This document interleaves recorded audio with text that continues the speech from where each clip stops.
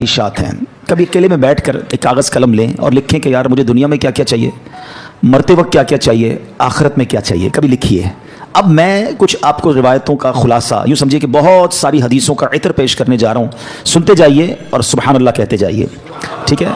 अगर आप चाहते हैं कि आपकी इज्जतों में इजाफा हो तो दुरूद पाक पढ़िए। आप चाहते हैं आपकी टेंशन दूर हो जाए तो दुरूद पाक पढ़िए। आप चाहते हैं मुसीबतों और परेशानियों से नजात मिल जाए तो दुरूद पाक पढ़िए। आप चाहते हैं आपकी रोजी में बरकत हो जाए तो दुरूद पाक पढ़िए। आपके गुनाह मुआफ हो जाएं तो दुरूद पाक पढ़िए। आप चाहते हैं जिल्लत और रुसवाई से बच जाएं तो दुरूद पाक पढ़िए। मरते वक्त नबी पाक का दीदार करना चाहते हैं तो दुरूद पाक पढ़िए। बल्कि ऐसे देखना चाहते हैं कि प्यारे आका अपने हाथों से कब्र में उतार रहे हैं तो दुरूद पाक पढ़िए। क़यामत के दिन नबी पाक के हाथों जामे कौसर पीना चाहते हैं तो दुरूद पाक पढ़िए। और सुनिए, आका के साथ साथ जन्नत में जाना चाहते हैं तो दुरूद पाक पढ़िए। बार बार मदीने जाना चाहते हैं तो दुरूद पाक पढ़िए। सुनिए, नबी पाक का ख्वाब में दीदार करना चाहते हैं तो दुरूद पाक पढ़िए। पंजाबी में कहते हैं ना, हुण कुछ बाकी रह गया है। अब मुझे बताइए, जितनी बातें मैंने बताई हैं उसके अलावा कुछ बाकी रह गया जो आपको ज़िंदगी में चाहिए, मरते वक्त चाहिए, क़यामत के दिन चाहिए, रोज़ी में बरकत हो, टेंशन दूर हो जाए, इज़्ज़तें बढ़ती रहें, हैं, सुख की ज़िंदगी रहे, बार बार मदीने जाता रहूं, प्यारे आका का दीदार भी मिले, मरते वक्त प्यारे आका का दीदार मिले, जन्नत में नबी पाक साथ ले जाएं, कुछ और चाहिए? सब हो गया ना। ये है दुरूद पाक। ये मैंने अपनी तरफ से नहीं बताया, जो माशाल्लाह उलमा बैठे उनसे पूछें, तकरीबन हर जुमले के पीछे कोई रिवायत या कोई हदीस है। ये सब फजीलतें नबी पाक ने दुरूद पाक के फ़ज़ाइल में बयान फरमाई हैं। यानी हर दर्द की दवा है सल्ले अला मोहम्मद, हर दर्द की दवा है सल्ले अला मोहम्मद, तावीज़ हर बला है सल्ले अला मोहम्मद। यानी हर प्रॉब्लम का सॉल्यूशन दुरूद पाक में है। मगर प्रॉब्लम यह है कि हम दुरूद पाक पढ़ते नहीं हैं, बहुत ज़्यादा वक्त ज़ाया करते हैं, बहुत टाइम ज़ाया करते हैं। ना करें ऐसा, दुरूद पाक को थाम लें, इसको अपनी ज़िंदगी का हिस्सा बना लें। आप अपनी आंखों से देखेंगे, आपके मसले हल हो जाएंगे, आपकी प्रॉब्लम सॉल्व होगी, आप रिलैक्स फील करेंगे और इंशाअल्लाह दुनिया और आखिरत की बरकतें हासिल करेंगे। नियत कर लें कि इंशाअल्लाह आज के बाद कसरत के साथ दुरूद पाक पढ़ेंगे। सल्लु अलल हबीब सल्लल्लाहु तआला अला मुहम्मद सल्लल्लाहु अलैहि वसल्लम। शाबानुल मुअज़्ज़म की 15वीं रात, शबे बरात। इसको बरात पता है क्यों कहते हैं? आपने जुमला सुना होगा, बाइज्जत बरी हो गया। हदीस पाक में आता है, जब शाबान की 15वीं रात आए तो इस रात क़याम करो, यानी इस रात इबादत करो। आका फरमाते फिर दिन को रोज़ा रखो। तो बेशक इस रात सूरज गुरूब होते ही अल्लाह पाक अपनी शान के मुताबिक आसमान दुनिया पर तजल्ली फरमाता है और इरशाद फरमाता है, अला मिन मुस्तगफिरिन ली फअगफिर लहू। है कोई मुझसे मगफिरत मांगने वाला कि उसे माफ़ कर दूँ? अला मुस्तरज़िकुन फअरज़ुकहू। है कोई रिस्क मांगने वाला कि उसे रिस्क अता कर दूँ? अला मुब्तला फउआफ़ियहू। है कोई परेशान हाल कि मैं उसकी परेशानी दूर फरमाऊँ? है कोई ऐसा? तुलूए फजर तक यूं ही ऐलान होता रहता है। पता है इस रात कितने बख्शे जाते हैं? हदीस पाक में आता है, अल्लाह करीम कबीलाए बनी कल्ब की बकरियों के बालों की तादाद के मुताबिक गुनाहगारों को जहन्नम से आज़ाद फरमाता है। हमें से कौन है जो अपने सर के बाल गिन सके? We are not able to count our own hair. अपने सर के बाल नहीं गिन सकते, एक बकरी के बाल नहीं गिन सकते। कबीलाए बनी कल्ब के बारे में आता है, हजारों बकरियां पालता था, वो सबसे बड़ा कबीला था जो सबसे ज़्यादा बकरियां पालता था। इसका मतलब करोड़ लोग बख्शे जाएंगे। मगर हदीस पाक में चंद बदनसीबों का जिक्र है कि जो नहीं बख्शे जाएंगे। फरमाया, शराबी नहीं बख्शा जाएगा, माँ बाप का नाफरमान नहीं बख्शा जाएगा, जिना का आदी नहीं बख्शा जाएगा, रिश्ते तोड़ने वाला नहीं बख्शा जाएगा, तस्वीर बनाने वाला, ये जो अपने हाथ से तस्वीरें बनाते हैं, मुजस्समे बनाते हैं, नहीं बख्शा जाएगा, चुगलखोर नहीं बख्शा जाएगा। एक और रिवायत के मुताबिक नजूमी, ये जो काहिन होते हैं, ये नहीं बख्शे जाएंगे, जादू टोना करने वाला नहीं बख्शा जाएगा, तकब्बुर वाला लिबास पहनने वाला नहीं बख्शा जाएगा, मुसलमान से बिला इजाजत शरई बुग़्ज़ व कीना रखने वाला, दुश्मनी छुपाने वाला, दिल में बुग़्ज़ रखते हैं, वो भी नहीं बख्शा जाएगा। ज़रा गौर कीजिए, कहीं ऐसा ना हो करोड़ों बख्शे जाएं और मेरी किसी बुरी आदत की वजह से मैं फंस जाऊं और मेरी बख्शिश ना हो। तो मेरे प्यारे इस्लामी भाइयों, अल्लाह बड़ा करीम है, वो तौबा कबूल करने वाला है। ये बहुत बड़े गुनाह हैं। इससे ये भी अंदाज़ा होता है कि जब इतनी बड़ी इनायत, इतनी बड़ी मग़फ़िरत है, ये कितने बड़े गुनाह हैं। तो मेरे प्यारे इस्लामी भाइयों, हमें तौबा करनी है। हम सबने दुनिया से जाना है, हम सबने मरना है। कब्रिस्तान भी जाना सुन्नत है ना, नहीं गए तो अभी आप जाइएगा। ये कब्रिस्तान जाना भी हमारे लिए इबरत का सामान है, इसलिए भेजा गया। नबी पाक फरमाते हैं कि पहले मैं तुम्हें मना करता था, हदीस का खुलासा है कि पहले मैं तुम्हें मना करता था कब्रिस्तान जाने से, अब जाया करो और वहां जाके इबरत लिया करो। कब्रें जाकर देखे तो सही, कुछ तो ख्याल करें कि यही मेरी 2 गज की जमीन मेरा भी ठिकाना है। इतने बड़े घर हो, बड़ा हवादार घर हो, वेस्ट ओपन हो, एयर कंडीशन हो, नरम बिस्तर हो, यार लाइट जाए तो यूपीएस भी होना चाहिए, स्टैंड बाय जनरेटर भी होना चाहिए। एक रात बगैर पंखे के जिसको नींद नहीं आती, कब्र में सांप और बिच्छू आ गए तो क्या बनेगा? कब्रिस्तान जाकर देखे तो सही। آپ کو پتا ہے آج کلفٹن کے علاقے میں آؤ, بلڈنگ دیکھ کے اندازہ ہو جاتا ہے سارے پیسے والے رہتے ہیں بھائی, 10 کروڑ کا فلیٹ ہے. ادھر بنگلے والے رہتے ہیں, یہ بڑے علاقے والے لوگ ہیں. غریب علاقے میں جاؤ تو گھر دیکھ کر پتا چل جاتا ہے کہ مکین غریب ہے. دنیا میں مکان دیکھ کر مکین کا اندازہ ہو جاتا ہے. قبرستان میں قبر دیکھ کر اندازہ نہیں ہوتا. ہر قبر کی الگ کہانی ہے, ہر قبر کی الگ اسٹوری ہے. حدیث پاک میں فرمایا قبر 2 طرح کی ہوتی ہے. دیر از نو تھرڈ کیٹیگری. ہماری دنیا میں بہت ساری کیٹیگریز ہیں. فلیٹ الگ ہوتے ہیں, بلڈنگیں الگ ہوتی ہیں, بنگلو الگ ہوتے ہیں, مکان الگ ہوتے ہیں, جھوپڑیاں الگ ہوتی ہیں, روڈ پہ سونے والے الگ ہوتے ہیں. ہمارے شاید 50-60 کیٹیگری بن جائیں گی. Middle class, upper middle class, lower middle class, elite class, VIP class, بہت ساری کلاسیں لوگ منا رہے ہوتے ہیں. There is only 2 classes in the graveyard. سنو غور سے, قبرستان جاتے ہو نا, نبی پاک علیہ السلام فرماتے ہیں قبر 2 طرح کی ہوتی ہے. تیسری کیٹیگری نبی پاک نے بیان نہیں فرمائی. کیا فرمایا؟ فرمایا یا تو جہنم کے گھڑوں میں سے ایک گھڑا ہوتی ہے, یا تو جنت کے باغوں میں سے ایک باغ ہوتی ہے. عربی میں حدیث سن لو, انما القبر روضۃ من ریاض الجنہ. کتنا پیارا جملہ ہے, ریاض الجنہ سنا نا, جب مدینے پاک میں. اس حدیث میں اس لفظ کو استعمال فرمایا, انما القبر روضۃ من ریاض الجنہ. قبر جنت کے باغوں میں سے ایک باغ ہے. یا دیر از سیکنڈ آپشن, فرمایا او حفرۃ من حفر النار, یا جہنم کے گھڑوں میں سے ایک گھڑا. ایک سوال کرنا چاہتا ہوں, سچا جواب دینا, مجھے نہیں دینا, اپنے آپ کو دینا ہے. میں بھی اپنے آپ سے سوال کرتا ہوں, آپ سب بھی اپنے آپ سے سوال کریں, اور سچا ایمانداری والا جواب. آج میری موت ہو جائے, ہو تو سکتی ہے نا, آج تو بلکہ رات بھی وہی ہے جس میں لکھا جائے گا کہ اس رات کس نے جانا ہے. پتہ ہے ملک الموت کو ایک صحیفہ دے دیا جائے گا کہ اس رات اس بندے کی روح قبض کرنی ہے. مقام, time, every thing is decided. ہمیں نہیں پتا, مگر ہو سکتا ہے آج رات آخری ہو, کل آخری ہو. چلے آج میرا انتقال ہو گیا, سچا جواب دینا.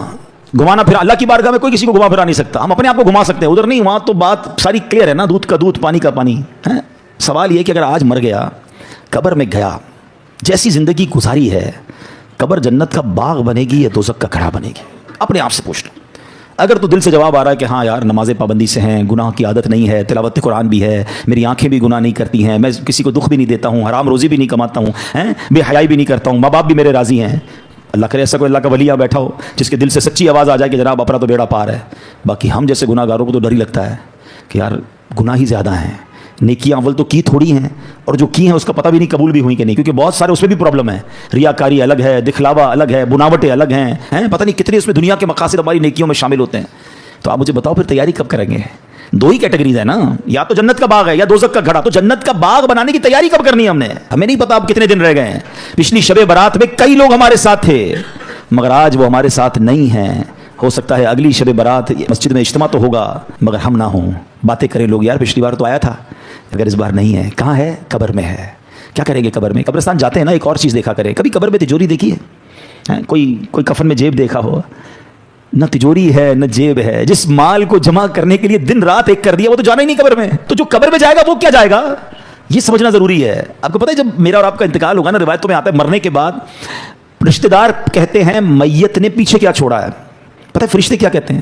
میت نے آگے کیا بھیجا ہے. ایکچوئل وہی ہے جو اعمال ہم آگے بھیجیں گے, مگر فکر ہی کسی کو نہیں ہے. شب برات تو ریئلائز کر لو کہ اعمال جمع کرنے, مال ٹھیک ہے اتنا جمع کر لو جتنی دنیا گزر جائے گی, مگر یہ مال ادھر ہی رہ جائے گا.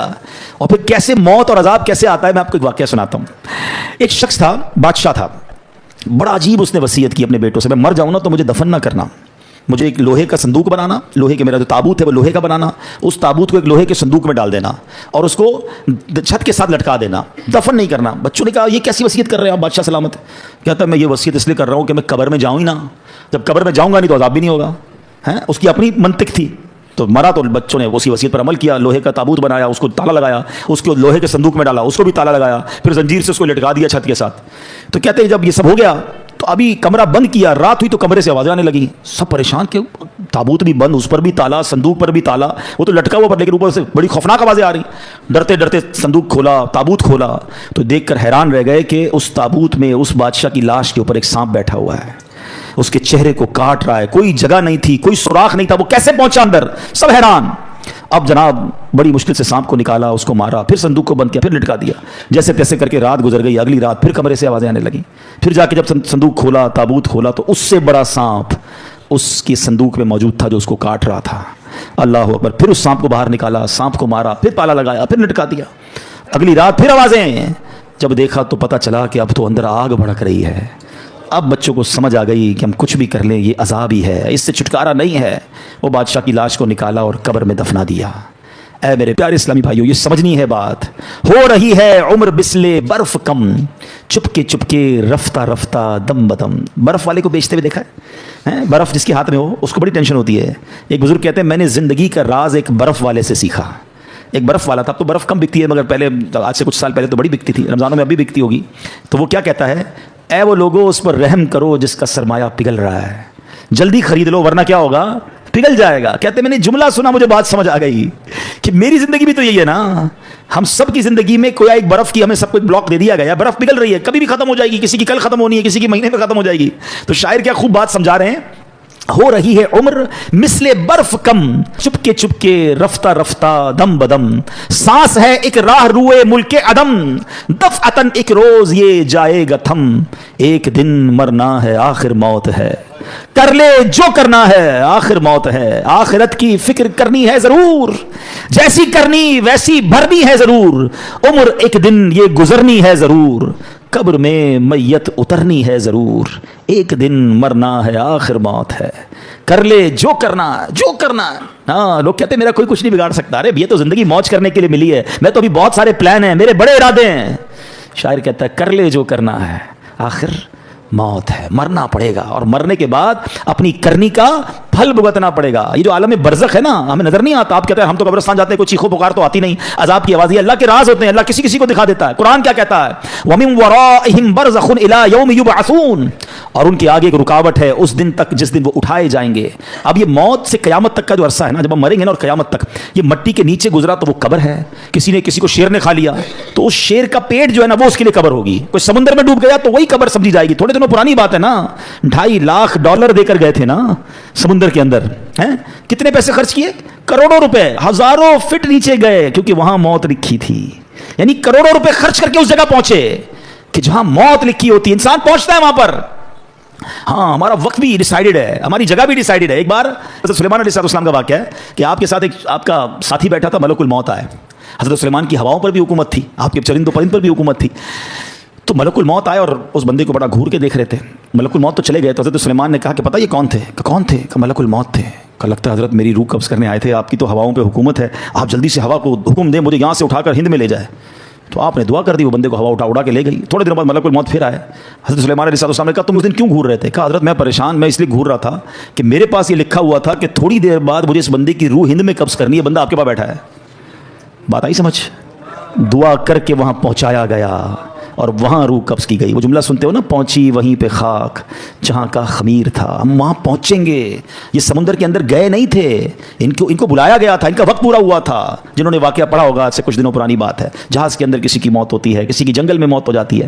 ہم اللہ سے دعا کرتے ہیں ہمیں عافیت والی موت دینا. اے اللہ، ڈوبنے والی، پھٹنے والی، جانوروں کے ذریعے پرخچے اڑنے والی، بم دھماکے والی موت نہیں. اے اللہ میں ایمان والی، عافیت والی، ہمارے مقدر میں مدینے والی موت لکھ دے. اے اللہ جب آخری وقت آئے ہم مدینے پہنچ جائیں، آقا کے جلووں میں، آقا کے قدموں میں، روضہ رسول کو دیکھتے ہوئے، درود پاک پڑھتے ہوئے، عشق رسول میں روتے ہوئے ہمارا دم نکل جائے. نجم کی اے خدا آرزو ہے یہی، عاشق زار کی آبرو ہے یہی، موت کے وقت سر ان کے قدموں میں ہو.